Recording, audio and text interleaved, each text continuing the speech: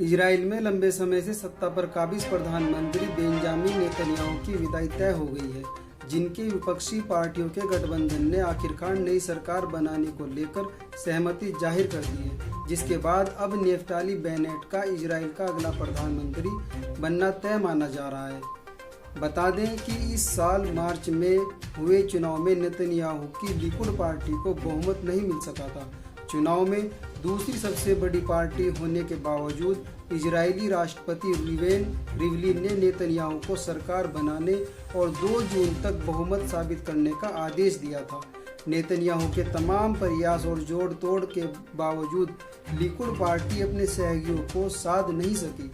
वहीं उनके विरोधी नेता येर लेपिड ने ऐलान किया है कि इजराइल की विपक्षी पार्टियों के बीच नई सरकार बनाने को लेकर सहमति बन गई है। इस नए गठबंधन में इजराइल की 8 पार्टियों शामिल हैं। लेपिड ने बताया कि सहमति के अनुसार पहले यामीना पार्टी के प्रमुख नेता नेफ्ताली बेनेट इजराइल के प्रधानमंत्री बनेंगे। 2 साल बाद उनकी जगह येश एटिड पार्टी के नेता येर लेपिड खुद यह दायित्व संभालेंगे। बड़ी बात यह है कि नेतन्याहू की सरकार के खिलाफ बने इस गठबंधन में इजराइल में अरब समुदाय का प्रतिनिधित्व करने वाली पार्टी भी शामिल है। इजरायली मीडिया में इस समझौते पर दस्तखत करते विपक्षी नेताओं की एक तस्वीर भी वायरल हो रही है, जिसमें येश एटिड, नेफ्ताली बेनेट और इस्लामी पार्टी के मंसूर अब्बास दिखाई दे रहे हैं। नए समझौते के बारे में इजरायली राष्ट्रपति को विपक्षी दलों ने सूचित कर दिया है। जल्द ही संसद का सत्र बुलाकर बहुमत साबित किया जाएगा, जिसके बाद नेफ्ताली बेनेट इजराइल के नए प्रधानमंत्री की शपथ लेंगे। इजराइल में अभी तक के इतिहास में किसी भी एक पार्टी को बहुमत नहीं मिल सका है, इसलिए 12 साल से इजराइल की सत्ता पर काबिज बेंजामिन नेतन्याहू को हटाने के लिए पूरा विपक्ष एकजुट हो गया है। विपक्षी गठबंधन में दक्षिणपंथी रुझान रखने वाली यामीना पार्टी, मध्यवर्गीय येश एटिड पार्टी और मुस्लिमों का प्रतिनिधित्व करने वाली इस्लामी पार्टी शामिल है। इजराइल में पिछले 2 साल में 4 बार आम चुनाव हो चुके हैं। हर बार की तरह इन चुनावों में भी किसी पार्टी को बहुमत नहीं मिल सका। इजराइल की संसद नेसेट में कुल 120 सीटें हैं। इनमें नेफ्ताली बेनेट की यामीना पार्टी के पास 6 सीटें हैं। विपक्ष की जोड़ तोड़ की राजनीति में यामीना पार्टी के chief Naftali Bennett king maker बनकर उभरे हैं और उन्हें विपक्षी दलों को पीएम पद देना पड़ा है। Naftali Bennett Israel defence forces की एलीट कमांडो यूनिट सायरेत, मटकल और मगलन के कमांडो रह चुके हैं। साल 2006 में उन्होंने बेंजामिन नेतन्याहू के नेतृत्व में राजनीति में प्रवेश किया, जिसके बाद वे नेतन्याहू के चीफ ऑफ स्टाफ बन गए। साल 2012 में नेफ्ताली द जूइश होम नाम की पार्टी पर संसद के लिए चुने गए। बाद में न्यू राइट और यामीना पार्टी भी नेसेट के सदस्य बने। 2012 से 2020 के बीच नेफ्ताली 5 बार इजराइल संसद के सदस्य बन चुके हैं। 2019 से 2020 के बीच वह इजराइल के रक्षा मंत्री भी रहे हैं। बेंजामिन नेतन्याहू की इजरायली राजनीति से विदाई और नए प्रधानमंत्री के रूप में नेफ्ताली बेनेट के आगमन से देश की विदेश नीति का प्रभावित होना तय माना जा रहा है।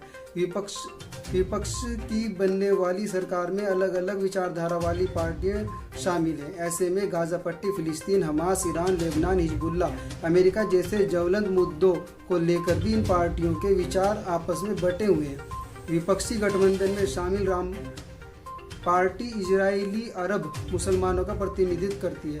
उसका मानना है कि फिलिस्तीनियों को उनका हक मिलना चाहिए और इजराइल को नई कॉलोनियां बनाने के प्रयास को रोककर जेरूसलम पर से दावा छोड़ना चाहिए। वहीं प्रधानमंत्री बनने जा रहे नेफ्ताली बेनेट घोर दक्षिणपंथी विचारधारा वाले नेता हैं। वे यहूदी राष्ट्र के कट्टर समर्थक बताए जा रहे हैं। इस गठबंधन के प्रमुख नेता और नेफ्ताली के बाद के प्रधानमंत्री बनने वाले येश एटिड मध्य मार्गी विचारधारा के नेता हैं। फिलिस्तीन को शायद यह देखने का सबसे ज़्यादा इंतजार होगा कि सत्ता परिवर्तन से उसके हालात पर क्या असर पड़ता है, खासकर तब जब देश के अंदर नए प्रधानमंत्री को लेकर फिलहाल बहुत ज़्यादा उम्मीदें नहीं है। टाइम ऑफ इजराइल से 2 सीनियर नेताओं ने कहा है कि उन्हें बहुत ज़्यादा बदलाव होता नहीं दिख रहा है। फतह सेंट्रल का कमेटी का हिस्सा रह चुके नासिर अल किदवा के मुताबिक हो सकता है बेनेट और ज़्यादा कट्टरपंथी ही साबित हो।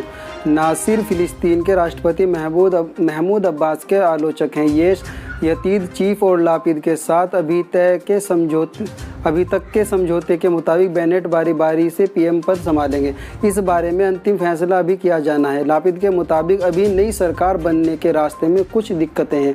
सीनियर नेता मुस्तफ़ा बरगोती के मुताबिक नेतन्याहू के पद से हटने का एक फ़ायदा यह हो सकता है कि अब उनके खिलाफ चल रहे केस आगे बढ़ सकेंगे।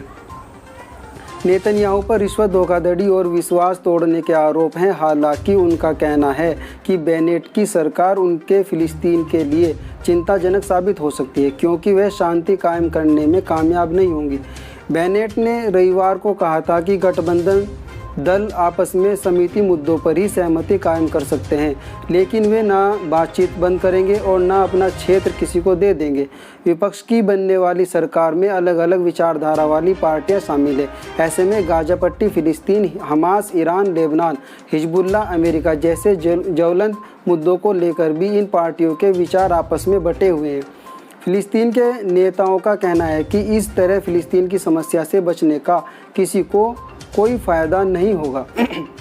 विपक्षी गठबंधन की सरकार बनाने की जिम्मेदारी उठा रहे लापिद के पास देश की 120 सदस्यीय संसद नेसेट में से 61 सांसदों का मामूली समर्थन है, जबकि सामने चुनौतियां कई हैं, लेकिन उसे उम्मीद है कि यह बहुमत मजबूती के साथ कायम रहेगा, क्योंकि इसके पीछे 2009 से लगातार 12 सालों से देश की निर्बाध रूप से कमान संभाल रहे नेतन्याहू को हटाने का एकजुटता का उद्देश्य है। रोचक बात यह है कि नेतन्याहू को पद से हटाने के लिए एकजुट हुए लोगों में से 1/3 वैचारिक और तौर पर उनके प्राकृतिक सहयोगी हैं और पूर्व में उनके करीबी सहयोगियों के तौर पर काम भी कर चुके हैं।